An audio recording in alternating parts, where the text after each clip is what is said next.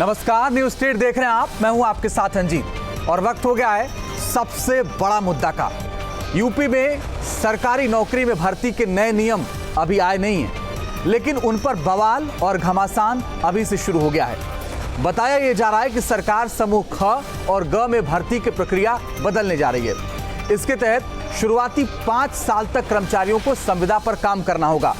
इस प्रस्ताव के सामने आते ही सड़क से लेकर सियासी गलियारों तक में हंगामा मच गया।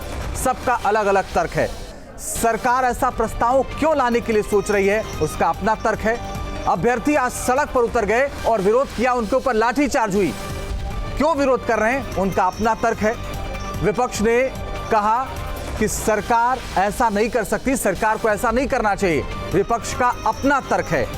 इन सारी बातों पर आज बहस करेंगे और ये जानने की कोशिश करेंगे कि आखिर संविदा पर संग्राम क्यों मचा हुआ है। लेकिन पहले आपको एक रिपोर्ट दिखाते हैं।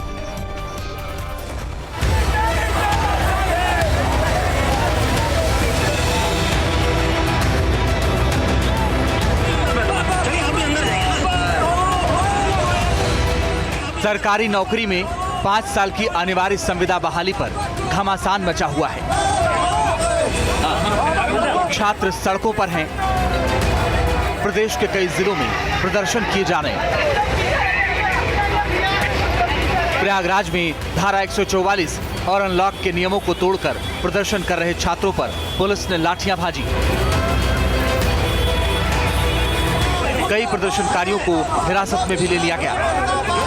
प्रदर्शनकारियों का आरोप है कि सरकार का यह फैसला छात्र विरोधी है। संविदा भर्ती हम लोग बर्दाश्त नहीं करेंगे। 5 साल की संविदा पर नौकरी देने की बात चल रही है सरकार के द्वारा। 50 साल से 55 साल के लोगों को वॉलंटरी रिटायरमेंट देने की बात चल रही है। इससे पहले गोरखपुर में भी इस फैसले के विरोध में प्रदर्शन किया गया। सवाल उठ रहे हैं कि आखिर सरकार के इस फैसले का छात्र विरोध क्यों कर रहे हैं? क्या है इस नीति में जिसे लेकर बवाल मच रहा है? दरअसल सरकार सरकारी नौकरी के समूह ख और ग में भर्ती के नियम में बदलाव करने जा रही है। इसके तहत शुरुआती 5 साल तक कर्मचारियों को संविदा पर रखा जाएगा।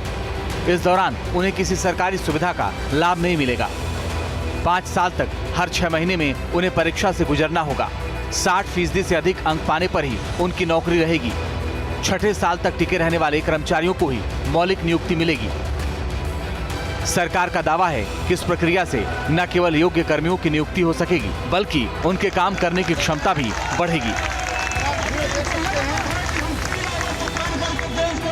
आईएएस हो, आईपीएस हो, बैंकिंग सेवाओं हो, सब में प्रोबेशन पीरियड होते हैं 2-2 साल के। बैंक में तो नौकरी शुरू होती है पीओ यानी प्रोबेशन अफसर के रूप में।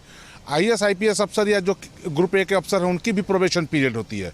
योगी आदित्यनाथ जी के नेतृत्व की सरकार इस दिशा में विचार कर रही है कि कैसे क्लास ए, क्लास बी की तरह सी और डी के अधिकारी कर्मचारियों की भी कार्यकुशलता बढ़ाई जाए। लेकिन सरकार की ये दलील विपक्ष के भी गले नहीं उतर रही। विपक्षी दल इसे युवा विरोधी करार दे रहे हैं। 2022 में सरकार बनाने के बाद हम इस काले कानून को बदलेंगे। युवाओं के सम्मान में कांग्रेस पार्टी लड़ रही है और आज सड़कों पर समूचे उत्तर प्रदेश में कांग्रेस का कार्यकर्ता बेरोजगारों के साथ कदम से कदम मिला करके प्रदर्शन कर रहा है, अपनी मांगे रख रहा है। रोजगार देना नहीं चाहती और रोजगार अगर किसी तरह मिलेगा भी तो रोजगार देने के पहले रोजगार छीनने की बात करने लगती है। आप 5 साल संविदा पे आप क्या गुलाम बनाना चाहते हैं? आप गुलाम बना के उनको जो आपके सरकार के हिसाब से काम करेगा उसको रखोगे कल, और जो सरकार के हिसाब से नहीं काम करेगा कल उसको निकाल दोगे। इसका मतलब क्या है? इसके मतलब कि एक बच्चा जिंदगी भर इम्तिहान देता रहेगा। हालांकि समाज के कई तबकों में इस फैसले का स्वागत भी हो रहा है। देवबंद के उलेमा मुफ्ती असद कासमी ने भी इसे सही ठहराया है। जो योगी सरकार का बड़ा ही अच्छा फैसला है। इससे जो सरकारी मुलाजिमीन हैं वो काम में दिलजमी के साथ में काम करेंगे, उनका कार्य प्रदर्शन ठीक होगा, और जब कार्य प्रदर्शन ठीक होगा तो प्रदेश की जो है हालत ठीक होगी, कानून व्यवस्था ठीक होगी। तो ये जो योगी सरकार का फैसला है बड़ा ही अच्छा फैसला है। हम इस फैसले से सहमत हैं। यूपी सरकार युवाओं और कामगारों को रोजगार देने के लिए कई योजनाएं चला रही हैं। कामगार एवं श्रमिक आयोग एमएसएमई के जरिए लघु उद्योगों को बढ़ावा देने से लेकर ओडीओपी जैसे बड़े प्रोजेक्ट चलाए जा रहे हैं। लेकिन ये मसला सरकारी नौकरी से जुड़ा है। ऐसे में देखना ये होगा कि सरकार विरोध कर रहे छात्रों से किस तरह तालमेल बिठाती है। Team news state. और ऐसे में कुछ अहम सवाल हैं, एक एक करके उन सवालों को आपके सामने रखते हैं, फिर इन्हीं सवालों पर हम चर्चा करेंगे। समूह ख और ग में 5 साल की संविदा बहाली से कार्यकुशलता बढ़ेगी? क्या सरकार का यह फैसला सरकारी नौकरी में बहाली की प्रक्रिया को बदल देगा? बड़े पदों पर प्रोबेशन तो छोटे पदों पर संविदा का विरोध क्यों? क्या 5 साल की अनिवार्य संविदा से रोजगार पर असर होगा? और क्या 5 साल की संविदा नौकरी में ठेकेदारी प्रथा को बढ़ावा नहीं देंगी?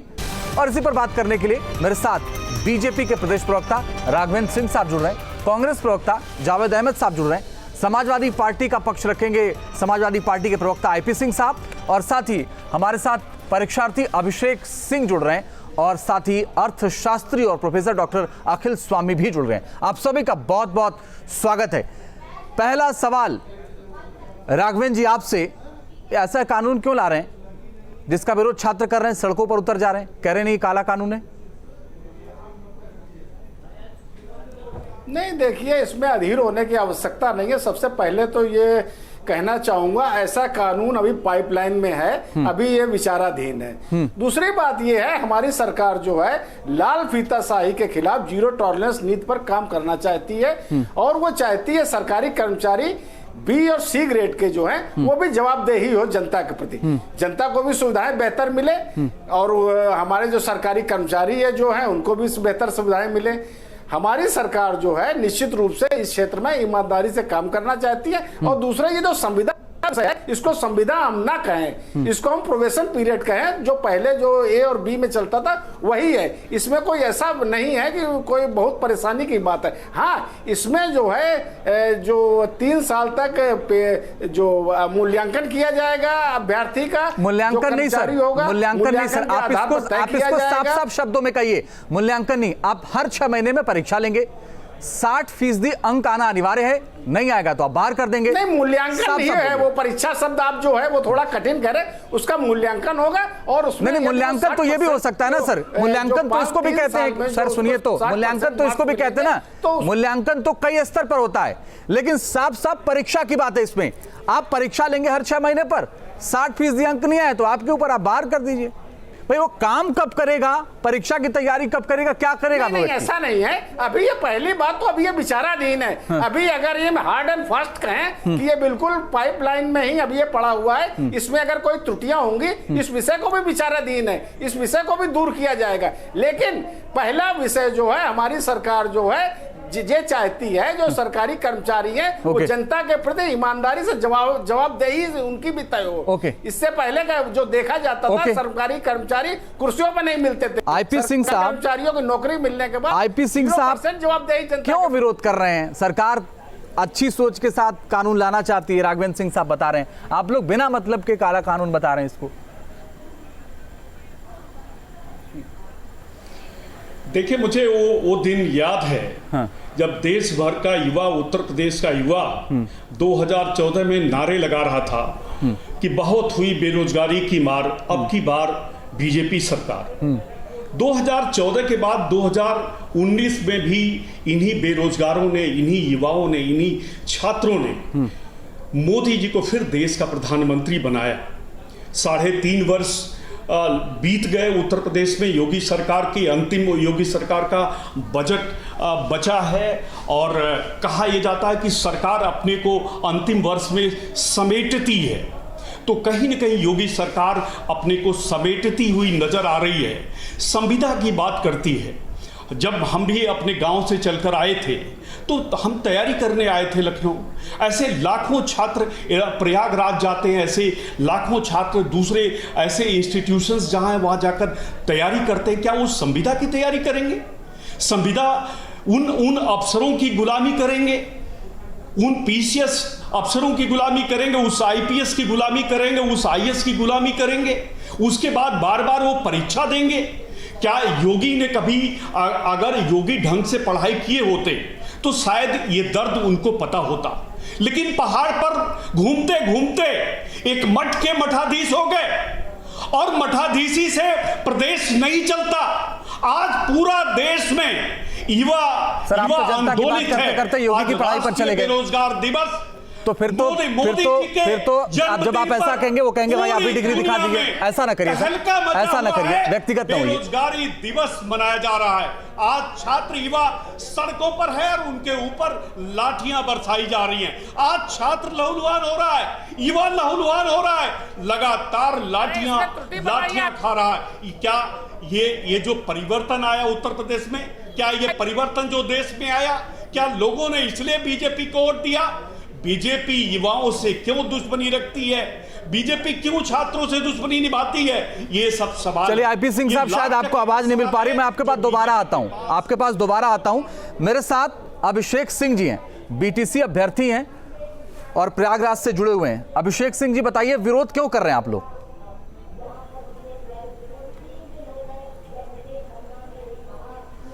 सर, ये भाजपा सरकार, पहले तो मैं भाजपा प्रवक्ता जी को कहना चाहता हूं कि पहला वो अपने ज्ञान बढ़ाएं। उन्होंने कहा ये 3 साल की है, ये 3 साल की नहीं 5 साल की है। और दूसरी चीज ये कह रहे हैं कि हम खा और गा के लोगों की जो है देशभक्ति देखना चाहते हैं। हम कह रहे हैं आप कौन सी डिग्री लेके आते हैं कि आप भी अपना मूल्यांकन भी तो कराइए। आप 5 साल के लिए आते हैं, 5 साल के लिए आपको कोई मूल्यांकन करने वाला नहीं होता है, फिर 5 साल बाद हम मूल्यांकन करते हैं। आप भी अपना मूल्यांकन 6 महीने पे करवाइए। हमको भी पसंद आएंगे, हम भी रखेंगे, नहीं पसंद आएंगे आपको उखाड़ फेंकेंगे।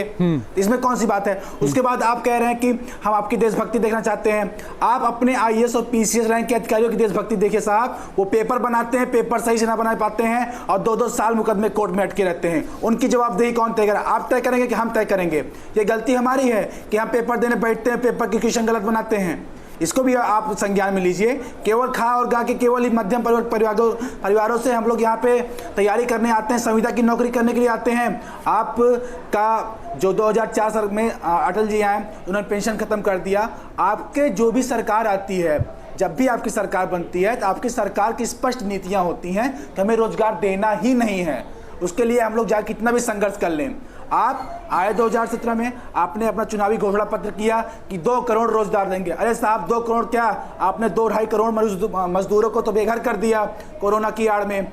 अभी कह रहे हैं आप मेरे पास फंड नहीं है, आपने छात्रवृत्ति रोक दिया। कह रहे हैं हमारे पास फंड नहीं है तो भी भर्तियां हम नहीं करेंगे, हम भर्तियां टाल देंगे, हम भर्तियां निकालेंगे ही नहीं। बिहार में आप चुनावी घोषणा पत्र कर रहे हैं कि हम इतने राहत पैकेज दे रहे हैं। अब वो पैसे कहाँ से आ गए? स्विस बैंक ने और वर्ल्ड बैंक ने आपको। अभिषेक मुझे एक चीज बताइए, अभिषेक मुझे एक चीज समझाइए, अभिषेक जी मुझे एक चीज समझाइए, अभिषेक जी मुझे एक चीज समझाइए। सरकार ये कह रही है कि कर्मचारियों की कार्यकुशलता बढ़ेगी, सरकार कह रही है लाल फीताशाही और लापरवाही में कमी आएगी, जिम्मेदारी के साथ काम कर सकेंगे। सरकारी दफ्तरों में कैसे काम होता है अभिषेक, ये आप बहुत बेहतर तरीके से समझते हैं। उसको रोकने के लिए अगर ये कदम उठाया जा रहा तो क्या बुरा है?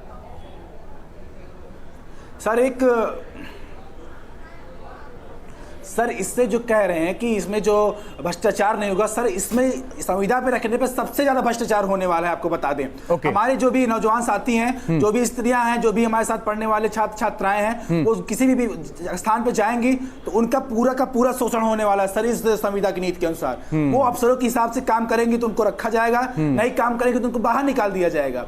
इसमें आप हमको बताइए, इसमें भ्रष्टाचार नहीं होगा सर? बिल्कुल ठीक बात है। हम सरकार से इतना कहना चाहते हैं, ये संविदा की नीति वापस ले लें। हम युवाओं ने बहुत ही सोच समझ के बहुत ही भरोसे के साथ इनकी सरकार को बनाया है। ऐसा ना हो कि हम सभी युवाओं का मोह भंग हो जाए और 2022 में केवल और केवल भर्ती के नाम पे हम इनको उखाड़ फेंकें।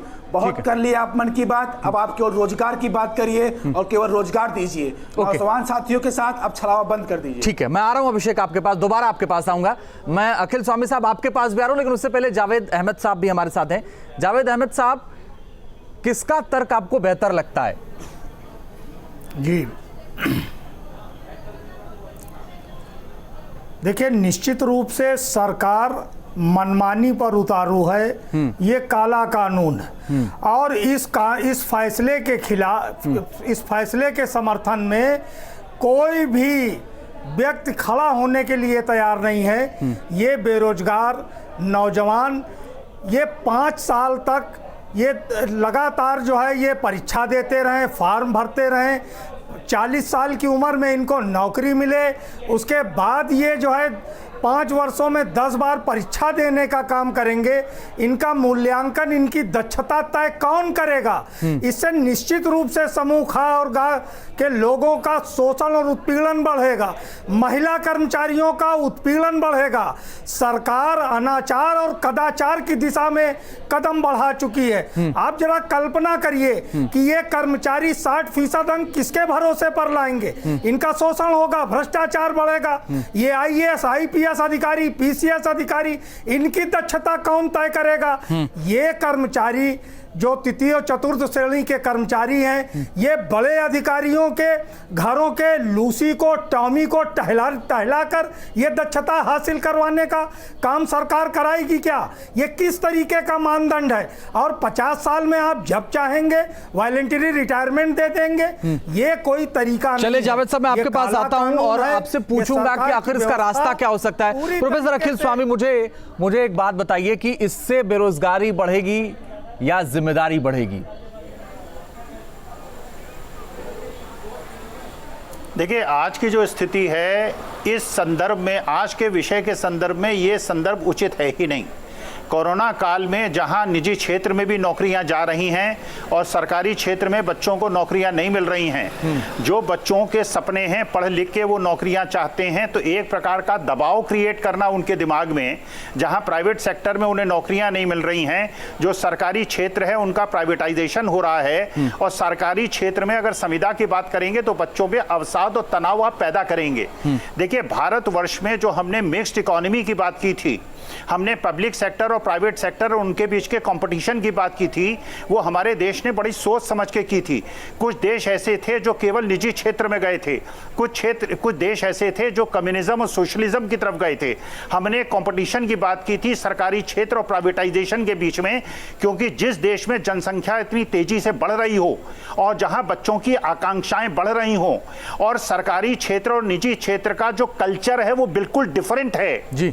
अगर वही, क्योंकि देखिए आज भी जो कॉन्फिडेंशियल रिपोर्ट्स हैं वो सरकारी क्षेत्र में हर साल लिखी जाती हैं, जो वरिष्ठ अधिकारी हैं अपने कनिष्ठ अधिकारियों के उनके कार्यचलन को देख के, उनकी कार्य उपलब्धता को देखकर उनका सीआर लिखते हैं और सीआर के आधार पे उनका प्रमोशन होता है। तो ये नहीं कहा जा सकता कि आज उनका मूल्यांकन नहीं होता है, लेकिन वास्तविकता में जहां बच्चों को प्राइवेट सेक्टर में नौकरियां जा रही हैं, उस समय सरकारी क्षेत्र में जहां नौकरियां मिल नहीं रही, जहां पूरे देश में 28 लाख सरकारी पद जो हैं वो रिक्त हैं, अगर आप उन्हें भरें तब तो इस तरह की बातें की जाएं। जब उन्हें रिक्त आप भर नहीं रहे हैं और जब आप कह रहे हैं कि आपकी वित्तीय स्थिति इतनी मजबूत नहीं है कि आप इसको कर पाएं, जो रिक्तियां हैं उनको भर पाएं, तो इस प्रकार के शगुफे की आवश्यकता क्या है? आप नौकरियां दें लोगों को जी। जो अच्छा काम न करे, कॉन्फिडेंशियल रिपोर्ट्स उनकी लिखे जाएं, बच्चे को और जो अभ्यर्थी हो उसको ये अधिकार हो कि उसका वो मूल्यांकन कर सके, उसे वो प्रोटेस्ट कर सके उसे, लेकिन 5 साल की संविधा और उस समय में सरकारी कोई सुविधा उसको न मिले, उसको तनाव में रखने वाली बात है। और इस समय बच्चे वैसे ही बहुत तनाव में हैं, उनके तनाव को बढ़ाने की आवश्यकता नहीं है। राघवेंद्र सिंह साहब, तनाव बढ़ा रहे हैं, आप कुछ नहीं कर रहे, बोलिए, बोलना चाह रहे थे बीच में आप। नहीं, ऐसा नहीं है, निश्चिंत रहिए। हमारी सरकार जो है जनता सर, निश्चिंत लोग नहीं है, हमारे निश्चिंत होने से कुछ नहीं होगा। निश्चिंत लोग नहीं है, जो नौकरी की तैयारी कर रहे हैं वो बहुत चिंतित है सर, और आज इसीलिए वो सड़कों पर उतर गए थे। बोलिए अभिषेक। निश्चिंत तो करिए आप, अभिषेक बोलिए। निश्चिंत करिए सर, 4 साल हो गए, जो ये 3 साल हो गए भर्ती कोर्ट के चक्कर लगाते हुए, कब निश्चिंत करेंगे आप? के तहत काम करें। अभी ये पाइपलाइन में विषय है।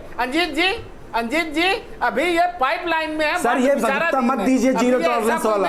हम लोग बहुत सालों से देख रहे हैं जीरो टॉलरेंस के साल। लेकिन एक बात तय है, हमारी सरकार जो है जनता के प्रति जवाब लाइन क्या होता है? किसानों के मुद्दे पे पाइपलाइन, किसका करेंगे? बेरोजगारी के मुद्दों पर पाइपलाइन, हर मामले पर पाइपलाइन।